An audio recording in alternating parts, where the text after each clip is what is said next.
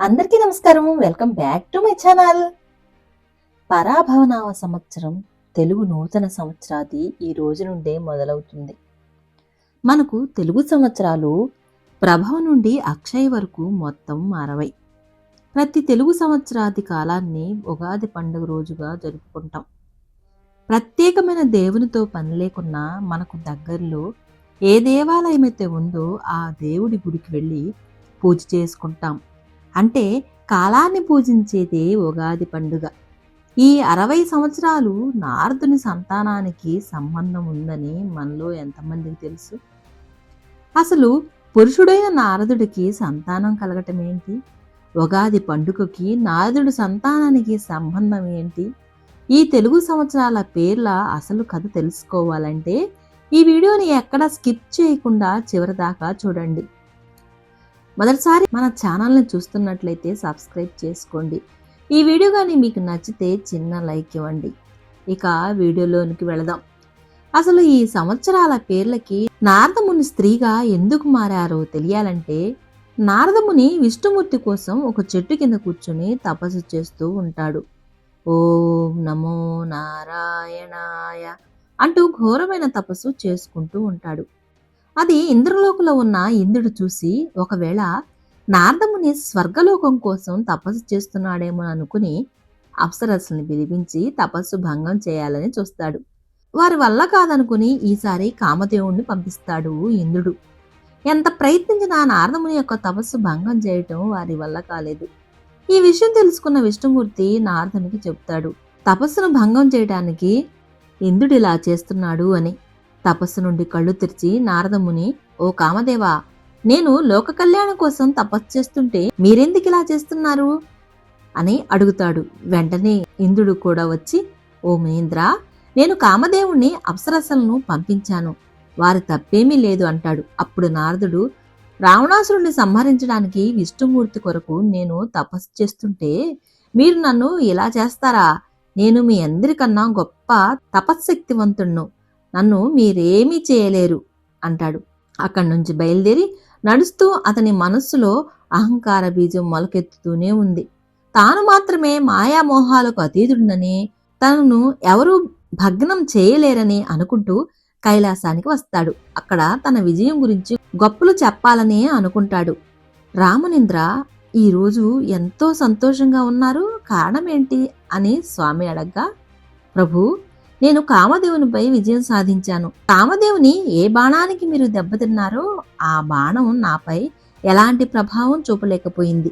దేవర్షి, మీరు తప్పుగా అనుకోకుంటే ఒక మాట, ఈ మాట శ్రీహరి విష్ణువుతో అనకండి, లేదంటే మీరు చిక్కుల్లో పడతారు అంటాడు శివుడు. శివుడి మాట పట్టించుకోకుండా నారాయణ నారాయణ అంటూ వైకుంఠానికి బయలుదేరుతాడు నారదముని. గర్వంతో అతని ముఖం మెరుస్తూ ఉంటుంది.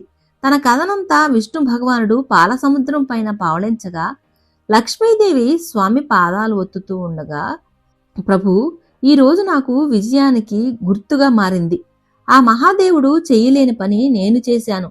నా తపస్సుకు భంగం కలిగించడానికి వచ్చిన కామదేవుని బాణాలు నాపై ప్రభావం చూపించలేకపోయాయి. ఈ విధంగా మహాదేవునికి చెప్తే కామదేవుని వశం కాకపోవటం చిన్న విషయం కాదు సుమి అన్నారు. ఈ రోజు నుండి కామదేవుడు ఎదురుగా వచ్చే సాహసం చేయలేడు అన్నాడు. నారదముని మనసులోని అహంకారం తొలగించాలని అనుకుంటాడు విష్ణుమూర్తి. ఒక అందమైన సరస్సును చూపిస్తూ విష్ణుమూర్తి, ఒక్కసారి దానిలోనికి వెళ్లి స్నానం చేసిరా అంటాడు. నారదముని వెళ్లి స్నానం చేయగా తిరిగి వచ్చే సమయంలో అందమైన అమ్మాయిలాగా మారిపోతాడు. నడుచుకుంటూ అడవుల్లోకి వెళ్తాడు. ఒక బోయవాడు ఆమెకు కనిపిస్తాడు. అతనితో కలిసి ఉంటూ ఒకరోజు అనుకోకుండా అతని మోహిస్తుంది ఆ అందమైన మహిళ. కొన్నాళ్లకు ఆమె 60 మంది సంతానాన్ని కంటుంది. బిడ్డల్ని ఎలా పోషించాలి అని ఆమె బాధపడుతూ ఉంటుంది.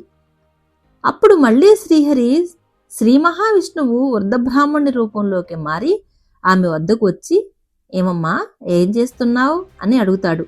దానికి బదులుగా, ఏదోలేండి, ఈ 60 మంది పిల్లల్ని ఎలా పోషించాలని ఆలోచిస్తున్నాను. చాలా దుర్భరంగా ఉందండి నా జీవనం గడవటం అన్న తర్వాత, ఓహో, ఇదా మీ పరిస్థితి అని చెప్పి ఓ స్త్రీ, అదుగో కనిపిస్తున్న సరస్సులో మరొక్కసారి స్నానం చేసిరా అంటాడు. అయితే నీ ఎడమ చేతిని పైకి లేపుకుని చేసిరా అని షరతు పెడతాడు. పెద్ద ఆయన చెప్పాడు గాని ఆ మహిళ స్నానం చేయగానే తాను గతంలో ఎట్లా అయితే ఆ నారాయణ నారాయణ అంటూ స్తుతించే నారదముని రూపంలోనికి వచ్చేస్తాడు. వెంటనే స్వామికి నమస్కరించి, స్వామి, నాకు స్త్రీ రూపంలో కలిగిన ఆ 60 మంది సంతానాన్ని ఎలా పోషించాలో ఏం చేయాలో నాకు అర్థం కావటం లేదు, చాలా బాధగా ఉంది అని చెప్తాడు. నీవు బాధపడాల్సిన పని లేదు. ఈ 60 మంది సంతానం ప్రజలందరూ నిరంతరం ఆరాధన చేసే విధంగా 60 మందికి 60 పేర్లను పెట్టి, ప్రభవ అనే పేరుతో మొదలుపెట్టి అక్షయ అనే పేరుతో వారికి నామకరణం చేస్తాడు. వారు భూలోకంలో చలామణి అవుతుంటారు అని నారదుడికి వరమిస్తాడు ఆ శ్రీమన్నారాయణుడు.